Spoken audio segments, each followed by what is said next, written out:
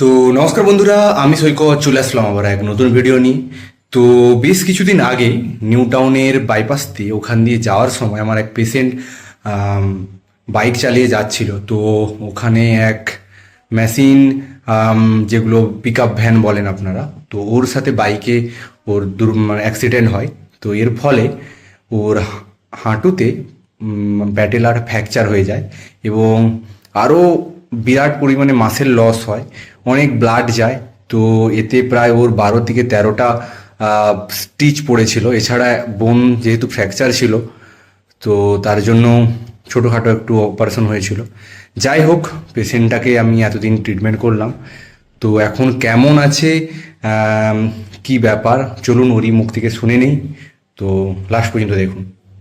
তোমার যে এই পায়ে অ্যাক্সিডেন্টের পর একদম অবস্থাটা অনেকটা খারাপ হয়ে গেছিল, তো সেই কন্ডিশনটা কিভাবে হয়েছিল আর এখন কেমন আছে জাস্ট একটু শর্টে জাস্ট বলে দিও। পায়ে 12টা স্টিচ পড়েছিল ওই হাঁটুতে।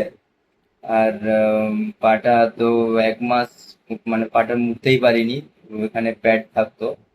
তো পরে প্যাডটা খোলার পর যখন মুড়তে আরম্ভ করেছি প্রচুর যন্ত্রণা হতো, হাঁটতে পারতাম না ঠিক করে। হুম। তো এখন আগের থেকে অনেকটা বেটার, ঠিকঠাক ভাবে হাঁটতে তোমার পারি ব্যালেন্স অন্তত। ব্যালেন্স আর পাওয়ারটা কিছুটা হলেও আগের থেকে ব্যাক করেছে না? আগের থেকে অনেকটা ইমপ্রুভ হয়েছে। হুম। এই এই মানে ঠিক আছে, থ্যাংক ইউ অর্থ, তুমি সাবধানে থাকো, এটাই বলার। এক্সারসাইজ করো, আরো বেটার হও। ঠিক আছে। ঠিক আছে, হ্যাঁ। ধন্যবাদ।